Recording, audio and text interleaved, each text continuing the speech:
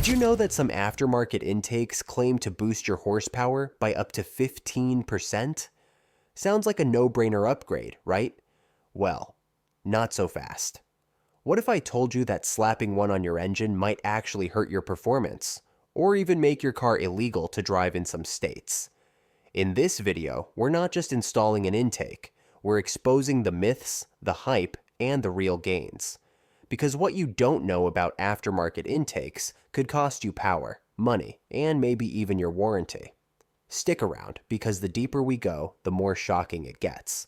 So, before we answer the question, let me explain what is an intake system and why it is so important, because understanding this can help us in answering our question.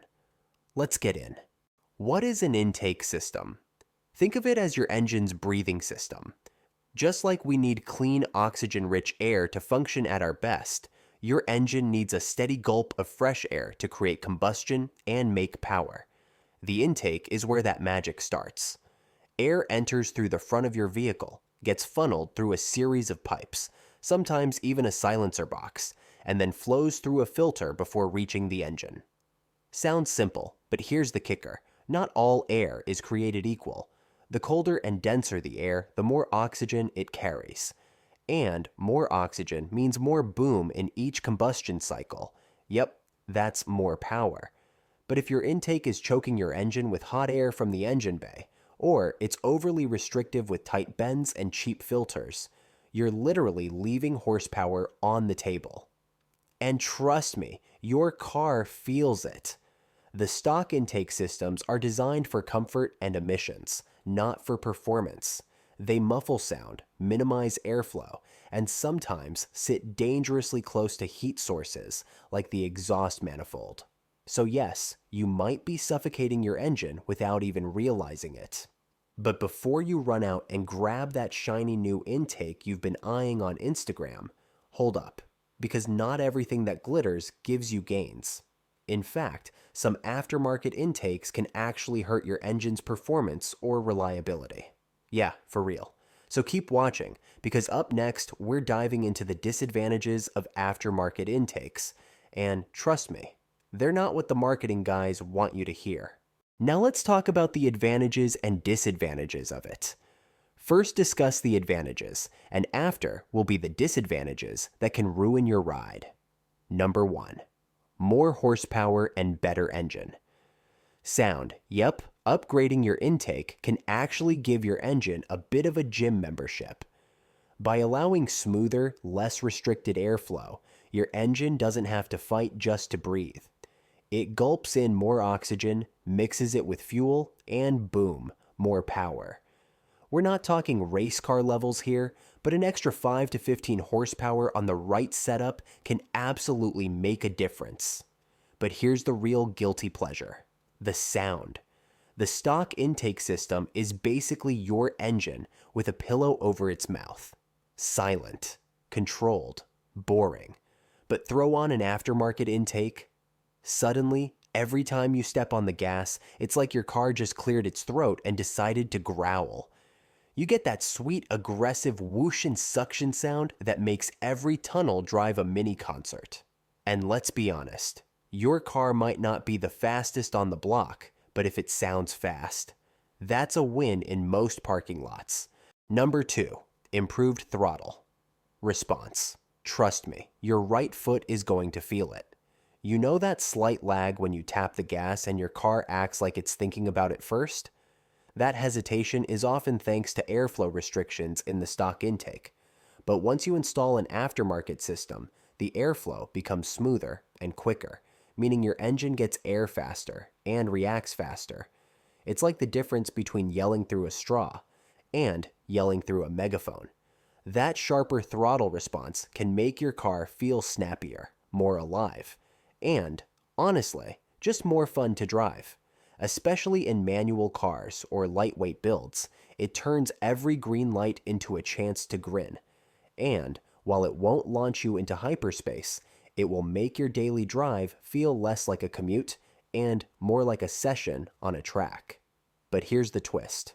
More response doesn't always mean better performance across the board. Number 3, Reusable performance filters. One of the underrated perks in the list of what are the benefits of an aftermarket intake system is that you're not throwing money away every few months on disposable paper filters. Most aftermarket intakes, like the ever-popular K and N, come with oiled cotton filters that are washable, reusable, and built to last practically forever. Clean it, re-oil it, pop it back in, and boom, good as new. It's like buying the last air filter you'll ever need, unless you lose it while cleaning it in your kitchen sink. Don't ask how I know, but seriously, over time, this saves you a ton of cash and reduces waste, which means its performance meets eco-friendliness. Who said car mods can't be green? Now, discuss what are the considerations of using the aftermarket intakes. Number 1. Heat soak equals power loss. One of the sneakiest disadvantages of an aftermarket intake system is something called heat soak, and it can quietly kill your horsepower without you even noticing. See, while that shiny aluminum pipe and open cone filter look cool in your engine bay, they're often sitting right next to one of the hottest places on Earth, your exhaust manifold. That means your cold air intake might actually be sucking in hot air.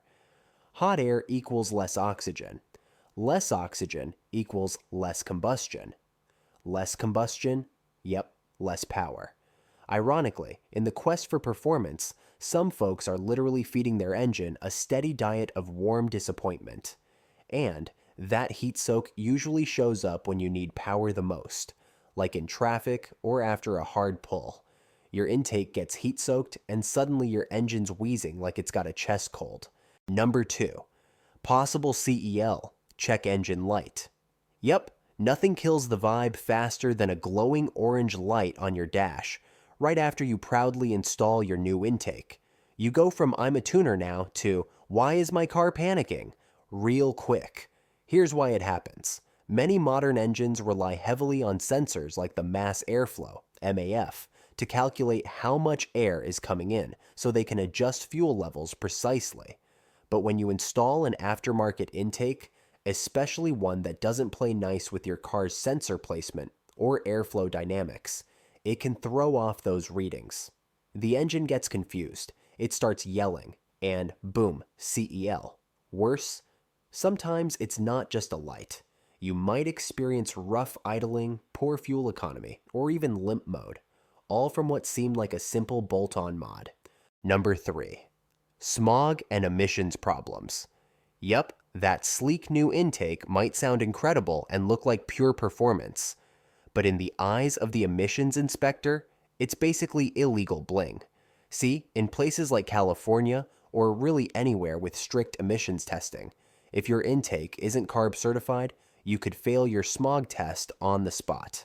That means no registration renewal, no legal driving, and possibly a lovely little fine. Even worse, some aftermarket intakes mess with the air-fuel ratio, or eliminate important factory components like the resonator or recirculation ports. And boom, your emissions jump, your check engine light flashes, and the inspection guy just shakes his head.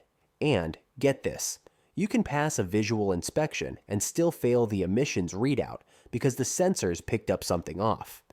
That's when you realize your budget intake mod might end up costing you way more than expected.